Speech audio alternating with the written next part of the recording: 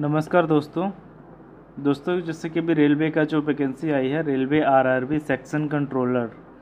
तो section controller की जो वैकेंसी है 368 पोस्ट हैं। और इसमें फॉर्म कौन कौन भर सकता है, कब तक लास्ट डेट है, वो सब बात करेंगे। तो यहाँ पे आप देख सकते हैं कि जो इसका नोटिफिकेशन है हम रोज़गार रिजल्ट में देख रहे हैं।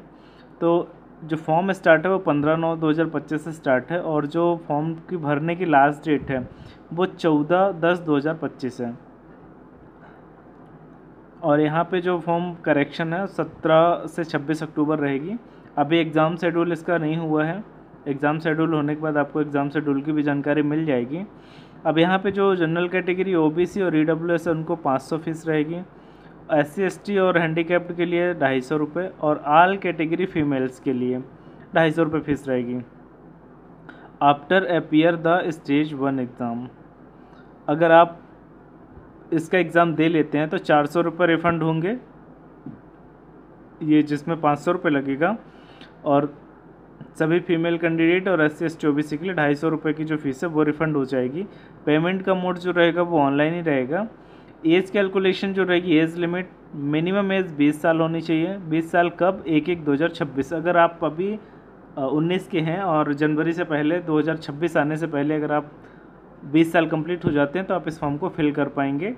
और जो मैक्सिमम एज है 33 ईयर्स है। तो 33 ईयर्स में क्या होता है कि जैसे आप 1/1/2026 के पहले अगर 30 ईयर्स नहीं होते हैं, 33 ईयर्स, तो आप इस फॉर्म को भर सकते हैं। और बाकी जो आपको छूट है एज में वो एज़ पर रूल्स आपको रहेगी।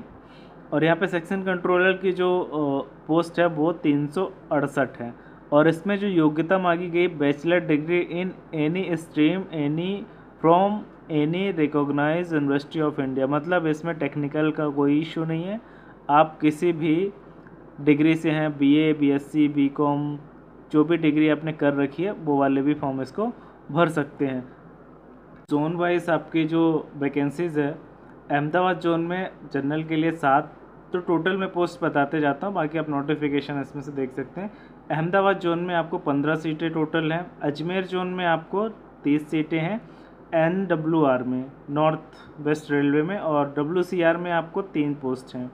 बेंगलोर में आपको SWR में 24 सीटें हैं, और भोपाल में आपको WCR में 4 सीटें हैं और WR में 2 सीटें हैं। भुवनेश्वर में आपको 17 सीटें हैं। बिलासपुर में आपको 1 सीट है। CR में 1 सीट है और SECR में 26 सीटें हैं। चंडीगढ़ में आपको 7 सीटें हैं। चेन्नई में 16 सीटें हैं, चेन्नई में 5 सीटें हैं। गोरखपुर में 9 सीटें हैं। गुवाहाटी में 16, जम्मू श्रीनगर में 10 सीटें हैं। कोलकाता ER में 25, SER में 3 सीटें हैं।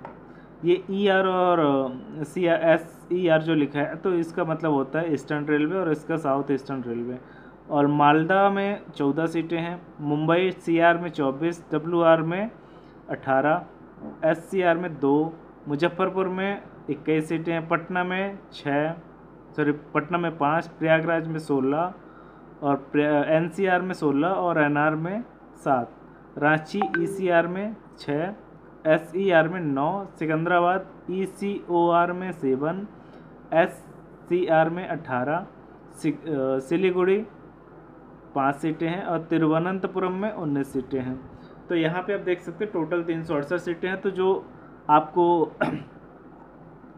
जनरल कैटेगरी के लिए टोटल 174 पोस्ट है, और SC के लिए आपको 56 सीटें हैं, और ST के लिए 34, और यहाँ पे OBC के लिए 80 सीटें हैं, और EWS के लिए 24 सीटें हैं। तो EWS जो है सभी जोन में नहीं है, किसी जोन में बिल्कुल भी नहीं है, बाकी 2-2, 3-3 करके ऐसे हैं।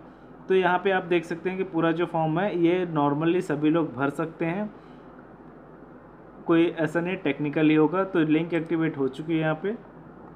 आप रेलवे के मेन साइट पे आ जाएंगे।